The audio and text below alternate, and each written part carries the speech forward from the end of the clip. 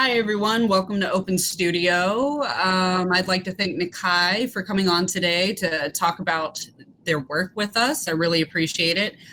For the critique crew we have on, we've got Liana on, Jared, and Renaissance. Once again, thank you very much. And right now we have Simon, who is recording and also editing our videos. Thank you to you as well. And I'll let Nikai roll in with the segment, start out with their artist statement. All right. Hello. So my artist statement for this collection of works. This collection of works is made up of 2 series and a couple of standalone pieces. They come together as a group commenting on my mental health and the state of the planet. The first series is titled Gods of My Own. I created these gods not for religious reasons, but instead to express the power that my mental health has over me. I created these gods during a time my mental health was at its lowest point. While there are 7 pieces, there are actually 8 gods depicted. The King, Red, Melissa, the 2 unnamed, Kriya, Alt, and Fate. The gods represent my struggle with anxiety, eating habits, romance, fear, self-image, art, and abandonment, respectively. The second series consists of 3 titans representing the earth, the ocean, and the minerals and earthly resources. The trio initially was going to include a 4th, air, but was left out. Resources, where am I? Sorry, I lost my spot. The titans are depicted being captured by humans, referencing the way humans claim these resources as their own without thinking about the consequences or decimation of the earth. The last 2 pieces are about self-image and identity. The first a painting of myself with a warped face, and the second unfinished self-portrait, but with only the legs and part of the arms exposed, touching on distortion and hiding my true self. Alrighty. The Titans. Yes. Here we go. Yes. So first off, I love that you're going with this very alien, almost, I don't know. It's not like H.R. Geiger. If anyone's a fan or knows who he is, does anyone know? Okay, he's the man who created all the artwork and creatures in the Alien movies. Oh, yes. Original prints had to do with like alien or like higher beings. Yeah. And I get a hint of that, but it's different, and I'm really eating it up. Yes. That's fair. I did want to go for like otherworldly, but not so unnatural that we couldn't recognize the body parts. Because I did want this, this is Mother in the Incubator, Mother as in Mother Earth. So I didn't want it to be something that wasn't earthly. I wanted to show she's part and made of the elements that we have on this planet. And so in this painting, we have Mother Earth has been, put in this incubator where she's kind of being drained of all of her resources. And as you can see, there's like scientists and lab equipment down below. They're kind of monitoring and watching as humans do. We observe and take and destroy. It's pretty much what we do. We observe first and then we consume. And so I wanted to show, I kind of made this stuff during a particularly hot summer. So that's kind of why I had the earth well-being on my mind. It was way too hot for its own well-being. And so I was really thinking about, global warming and our treatment of the planet at the time. So this one is Mother of the trio. Okay. Yeah. Let's go ahead and see the next 2 before we start discussion again. And if we need to, guys, we can always make this into like a 2-part series. Sure. If things are getting too long for each of these segments, because I want everybody to be able to talk about each and every piece as they need to. I think we're doing good on time though. Ooh, I love this one. The colors, yes. Yes, yeah, I can't wait for you to talk about this one. This one's really interesting. So this is Brother Orr. I really enjoyed working with color on these ones. I was always really scared of color. I didn't really know how to use it and make it work for me. So this was really experimental for me and I enjoyed it. But this is Brother Orr, the Titan of metals, soils, and minerals. So this is, he usually would live in a cave, not to be unbothered by like, humans and people, but in this case he's being captured. And I wanted to, something that was really important to me was was showing that these creatures were not harmful. Like, you don't see them ever fighting back in any way, really.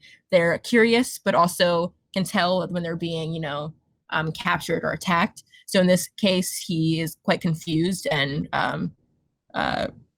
scared by this invasion of his, of his home, of his privacy. And so I really wanted to show like the lack of fear in these people. Like, they know that they won't be harmed. They know that they can take advantage and capture this being. They haven't even, they haven't even taken time to allow for him to be properly stabilized. I mean, they're already up and observing him and taking notes.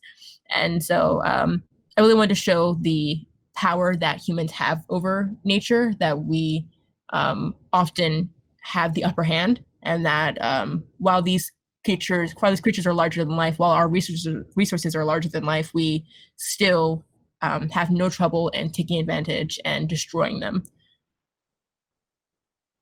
Yeah, I love that you've dehumanized the humans and you've humanized the creatures.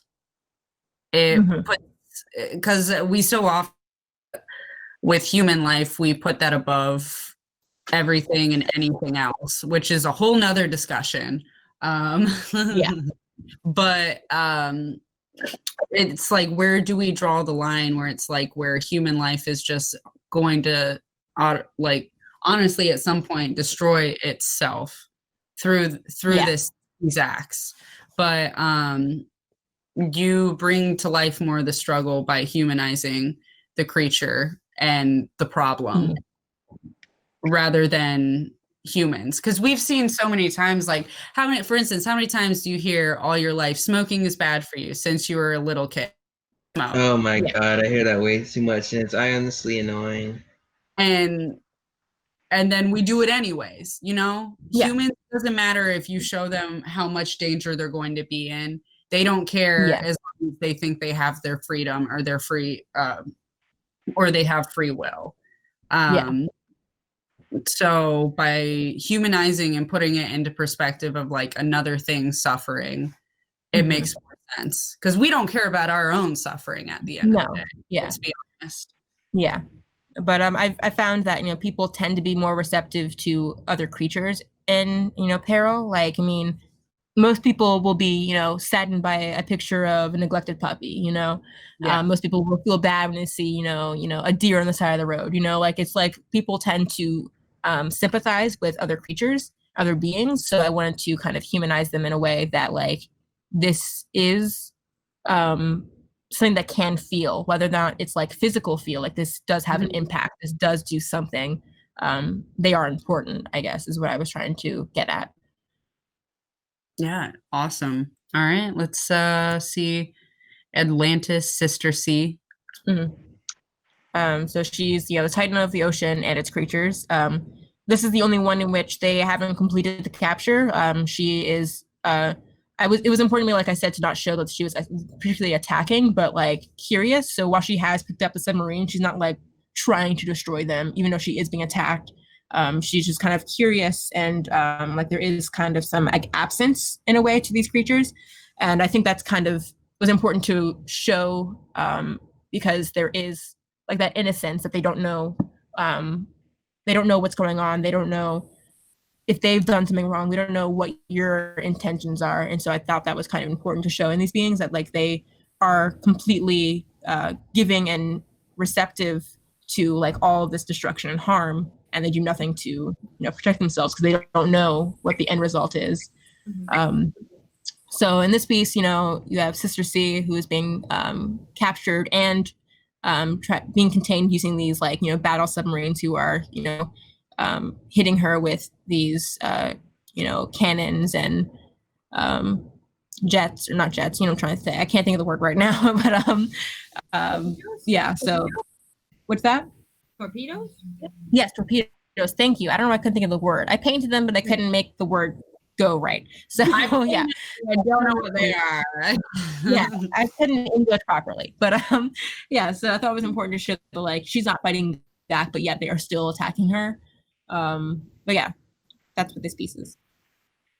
I think something that is interesting about this in comparison to the last piece we saw is the figure looks more somber about being captured rather than sort of like the other one. It's sort of terrifying looking, like it is yelling, and in this one Yeah. it looks depressed, not like in a bad way, but Yeah. yes. No. Yeah. There's I definitely did that on purpose. Is there any? Yeah. Oh, sorry. No, go ahead. Oh, Yeah, I was just wondering if like what you know, yeah. like what the intention was for this one being so like it's more, it's even more humanized in a way, obviously, but emotionally it's more humanized, I think. So I did do that on purpose, particularly for Brother or the last piece. I kind of wanted to go for a more confused but chaotic being, mostly because um, he's a cave dweller, and to be exposed to the light immediately, I mean, after you live your entire life in the darkness, is quite shocking. And I did want to show that emotion, that like he's confused, he's that's why his eyes are so pale and vacant, because they are used to being in the darkness. And so I really wanted to show that confusion and that pain. But in a piece like this, she hasn't quite been removed from her habitat yet, and so she understands that something is not right, but doesn't really know how to get herself out of the situation. And I kind of pictured her. I mean, like, she is quite a mermaid-esque being, and so I mean, pretty close. She has a unicorn horn besides that, but I want to use that imagery, which people usually think of them as like calm, like subdued creatures, and so I wanted to show like that. I guess that acceptance that this is the end for her. This is it. And I didn't want to show like any violence. I didn't want to show any anger or anything other than that. Because I felt that was important, that we also thought of the creatures in the sea, not just about like the health of the ocean itself, not just about like the corals, but about like the conscious beings who have to just take as it comes. Like, they can't control the overfishing, they can't control the pollution, so all they can do is just accept it and try to survive. And in this case, she's kind of given up because she knows that this is it.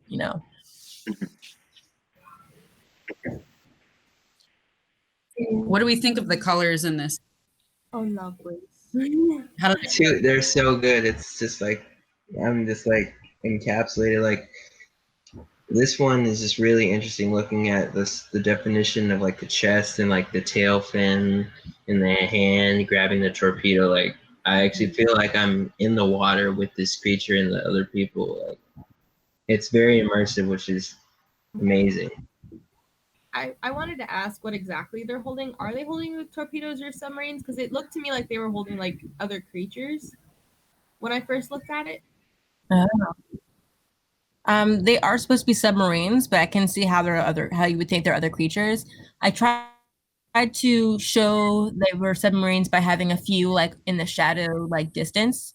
But yeah, I wanted to show that like her continued innocent confusion, like she didn't grab them out of anger or fear, but more like what is going on, like what are these things coming at me, because they don't know, like these are humanized, like creations of our own. These are not natural things, so this is more like curiosity and confusion. But yeah, they're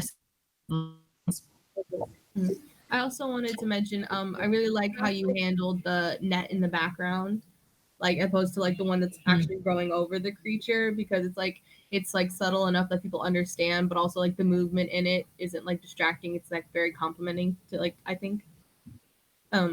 Also, I don't know if I could see it or if I'm blind, but I don't really see any like pollution in like the actual thing, like no like tiny little remnants of garbage at all that would be like in the ocean, because I get the read of like overfishing because like this person, like this Titan is like part fish, and like people overfish for fish as like other resources that are in the ocean.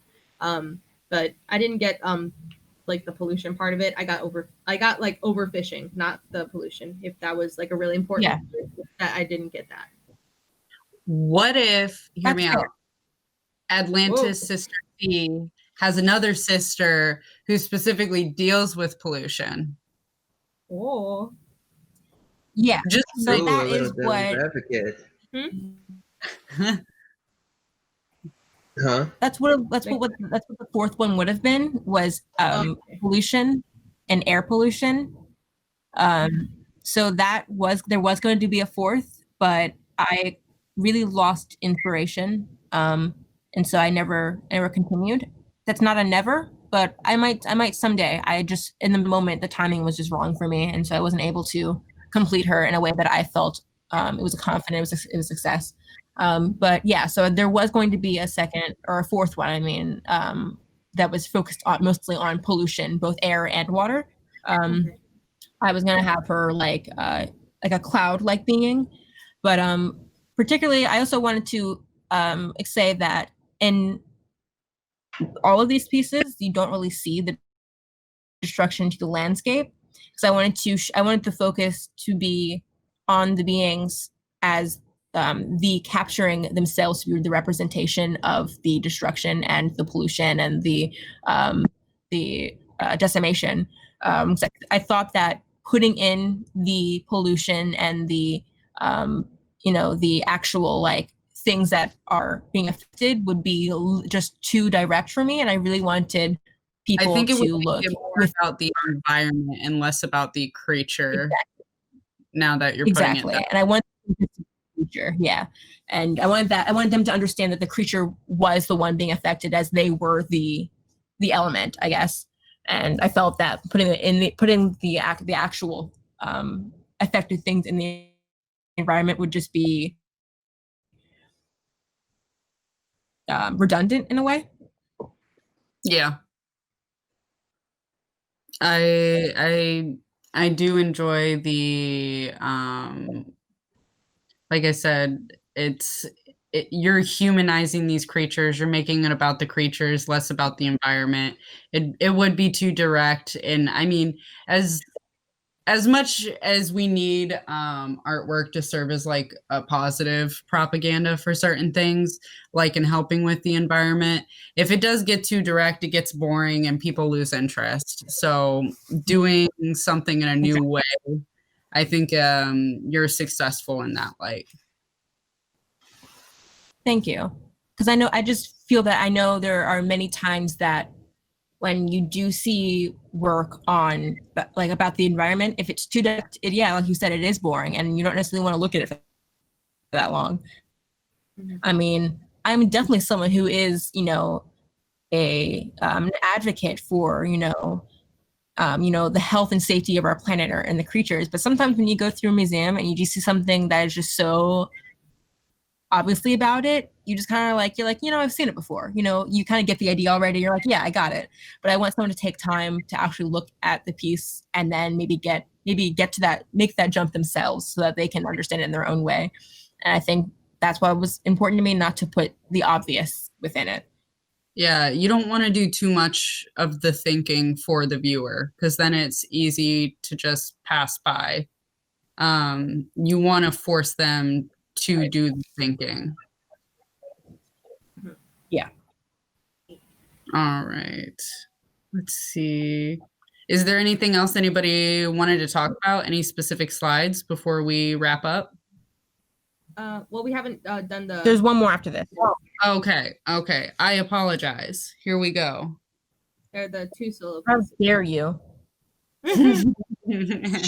Shame, Emily. Shame. I'll take that. Okay. Can you explain these Yes. two? So the one on the left is a completed piece. This is like another piece exploring identity again, but this one is more about the physical identity and less about the inner identity.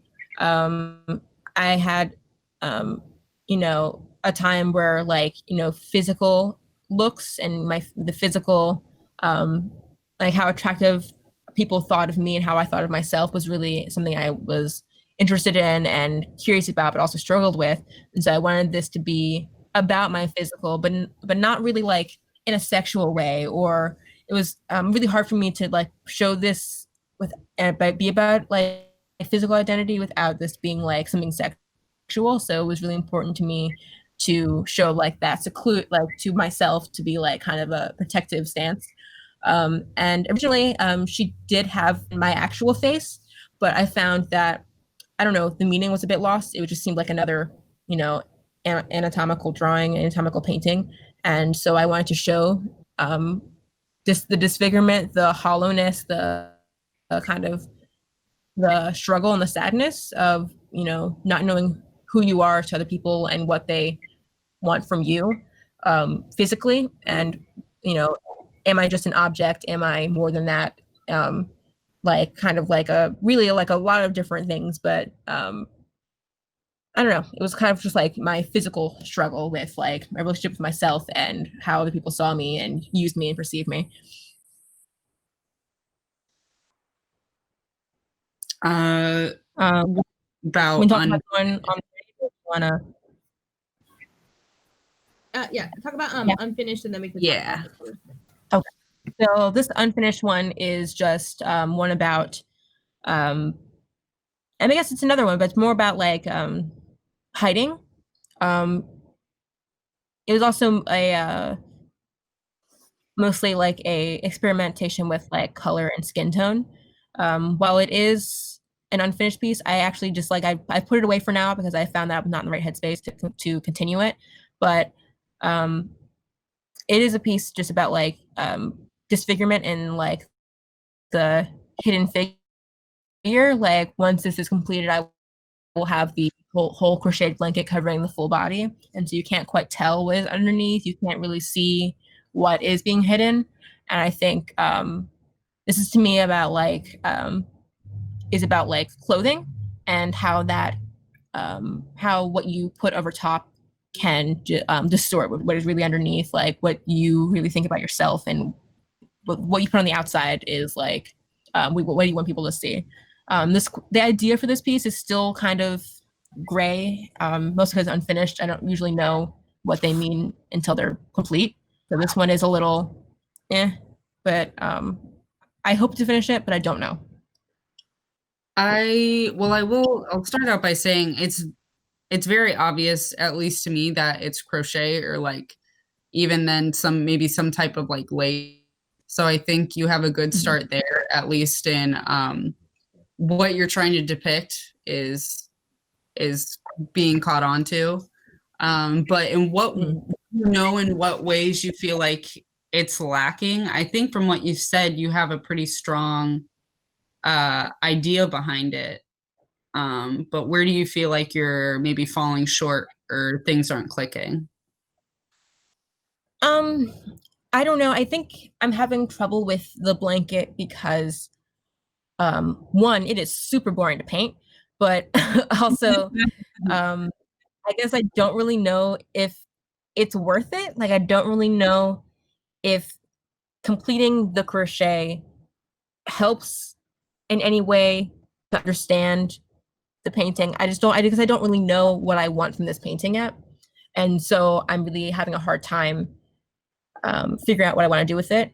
I don't want to completely ditch it because I'm quite happy with how the colors came out in some places. I think I really had a struggle with being motivated with this piece because I didn't know where to go with it. I would work on it for like 30 minutes at a time and then quit and just like stop and just be like, what am I doing with this? And it was really hard for me to work on this piece for literally more than 30 minutes at a time. It was really difficult.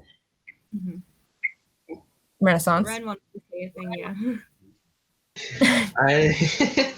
yeah. I honestly, I think you could call it done now if you honestly want to like even in my work there's things that are unfinished and that's okay. Like I'm really interested in this piece as it is now. I honestly think you shouldn't like do the completely mask the body. because what I'm thinking, like, I'm just viewing this, if I were to do it, I would view it as like I would have pretty much just like made an outline of a body and then done the whole crochet thing rather than rendering this beautiful body and then covering it up over again. But I'm interested in like this point where it looks like a sleeve and then you see like the chest of the figure. I'm interested in that part. Like I like that part a lot, and how you see like fragments of like where weaving is supposed to be, but it's like not there. So I'm really interested as it is now, but I'm interested to what it will look like if you finish it or you decide to go back and to work into it. Yeah. I agree with oh sorry, what were you saying? No, you go ahead, Jared. You go ahead, Jared. I could talk forever. Go ahead. I agree with Renaissance. I think that it looks like I read it as finished. Like before I saw it on the PowerPoint, I was like, it looks finished. But I think what does it for me with like it being like how I read it as finished is like it balances itself out with like so many different, it looks very experimental, to say the least. But with the pieces where is it yarn, the yellow, Yeah. where it's coming off of the crocheted part of the head, it gives a lot of like motion, just that one piece specifically, I guess, but also the direction of the outline. But yeah, I would agree and say that it could be read as finished. I think compositionally right now it's really strong. Just because of like the interesting shape of the crochet unfinished, which I'm going to assume that would have been like the back part of it, or like it would be further behind or receding. Um, it's just interesting. It draws your eyes to it kind of immediately.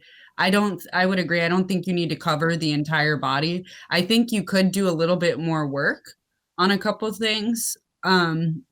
But I don't think that necessarily the crochet needs to cover the entire body in order for you to get your point across. Because right now it kind of feels like it's peeling or falling off.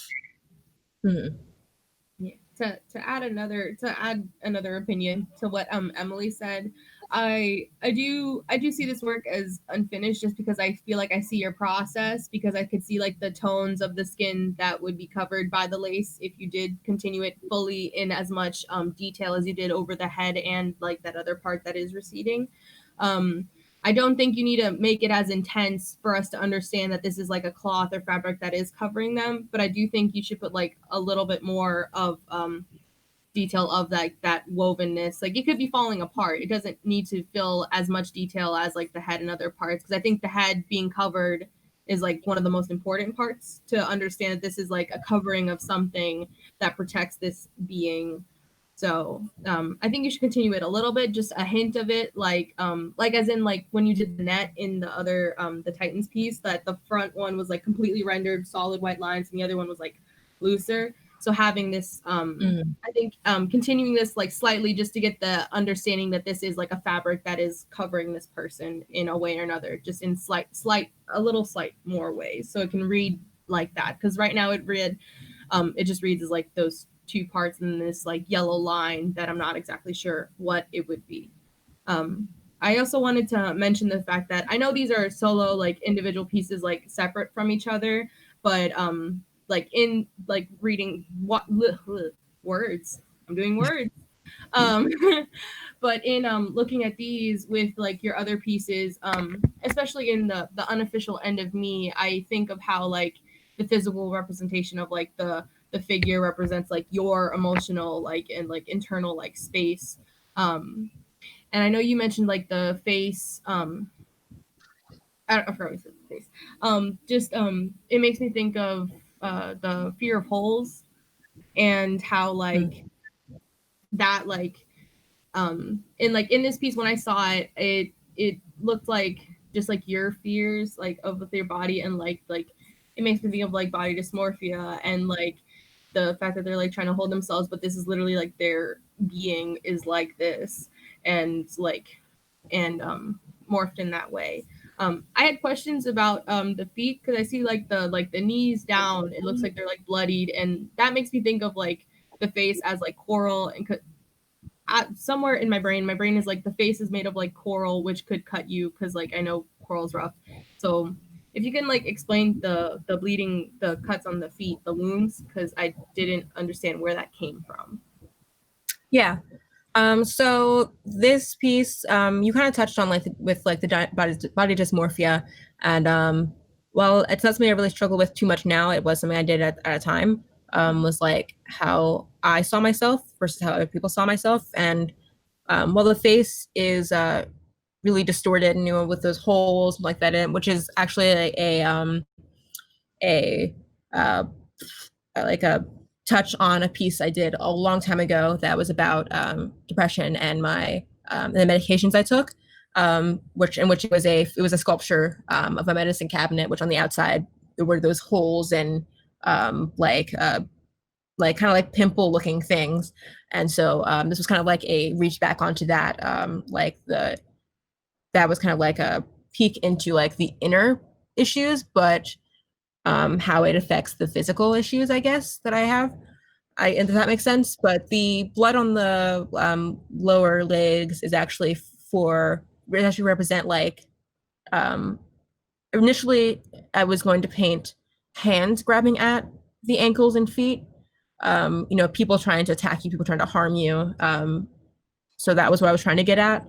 I decided to leave out the hands, to because I felt that it was that it distorted the meaning just a little too much, and so I tried to make the blood splatters as like handprint like, just to show that there was people grabbing at the ankles, that this was people trying to pull me down. But I would not be against like including the hands to make that meaning more apparent. It was just something I also kind of struggled with a little bit. What do we think? Do we think we need the hands there? Like, let's get a vote here going. No hands. No hands. I don't know. I'm not sure.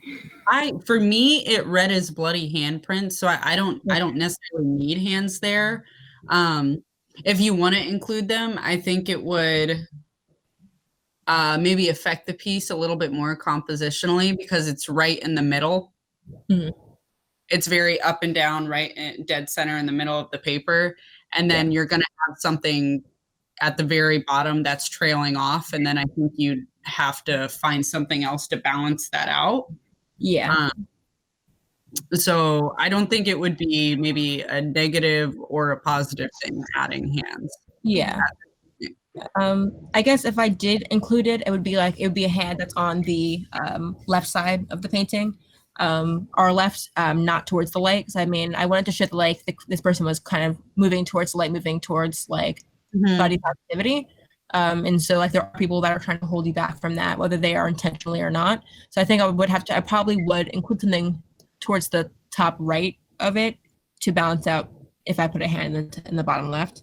But I don't really know what that would be at. And so, while I do consider it a finished piece, it's not necessarily like something that I will not go back and work on some more. Because there are some things here and there that I feel like I could improve, or that I feel distort the meaning. So it definitely still is definitely is a work in progress. Just one that I would be okay with putting up at this time if I really wanted to, if I needed to. Just it's not quite finished, Mm-hmm. Yeah, along with conceptually with like the piece and the title, I'm thinking about how they would all tie together, because when I look at this piece, I see the face, I see the distortion in the face, which means like something with identity. And then there's like a struggle at the lower parts of the legs, which makes me think of they like walked through something or they went through something. But then the title says the unofficial end of me, so it's not done. They're not done yet, but it is an end of them in one way or another. So that would lead me to the thing of thinking about like identity and changing like who they are as a person. Yeah. So that's my read of it. With the hand thing, I think if you wanted to specifically show that someone would be pulling you back, in whatever meaning you say, I don't think it's necessary. Maybe like slightly, and make them more like very shadowed, so they're not like a center point.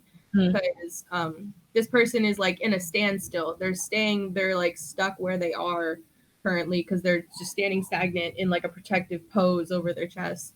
So they don't look like they're going anywhere, but they are facing the light, which makes it seem more either like someone's exposing them like in broad light, or that I know you said that it like is that they're going towards the light, but they're not in motion. So I don't read that they're moving forward in any way. I feel like they're at a standstill and they're just being like a spotlight on them and exposed and vulnerable because of like the way they are and the fact that they are like a nude figure. Yeah. I would only say the light reads more as like a vulnerability, as your insecurities being exposed, which I don't think is a bad thing or makes piece any less strong. I think it makes it stronger personally. I think you're right in the way that like she is kind of stuck. So I wouldn't necessarily say that she's like moving towards the light, but I guess knows where it is. It's just how to get there. And I did want to show that fear of like, you know, because moving forward is really difficult. It's not nearly as easy as it is to move backwards. You know, it's so easy to retreat back to your old ways and to not change. And so I guess I did want to show the fear and the vulnerability of exposing yourself and being true to yourself and showing the world like what is truly going on. So in a way, this is like showing that there is direction. It's making yourself move to get there, making yourself do it, no matter how scary it is. Ooh, a lot of deep thoughts going through my head now. This is good. It's positive. Oh my. Okay. The art, there's feeling, there's emotion to it. All the feelings. All the things. Do you want to talk about any other piece in whichever series we have looked at yet, or we have looked at already? No. I will say this: I'm interested with you bringing in color to your past pieces. Like you make pieces, but explore with color, like you have with these works. Because I'm really interested at how some of those pieces you did prior will look if they had those colors. That's an interesting thought. I've never really considered that. I think mostly because those beings always seemed like they were in black and white to me. So it really would have to be something I would explore, like to really bring them to life completely. That's interesting because like the only in that world that I created, the only thing with real color is the really dull night sky, which is not even dark. It's just like a very, very dull blue gray. And there is a red brick wall that exists in that world. And that's pretty much the only thing that I can identify that has color.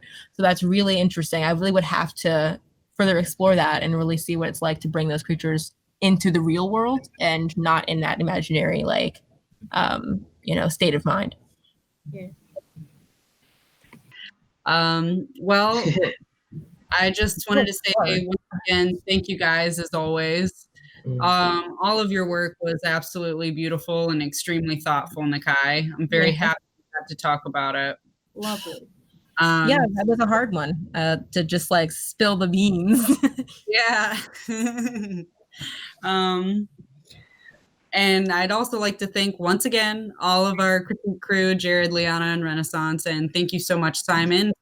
Thank you, Simon. Thank you, Simon. And thank you, Nakai. Thank you, Nakai. Let's go, Nakai. Wrap it up. Okay. Thank you so much for joining us for Open Studio. We look forward to seeing you all again. Till next time. Till next time.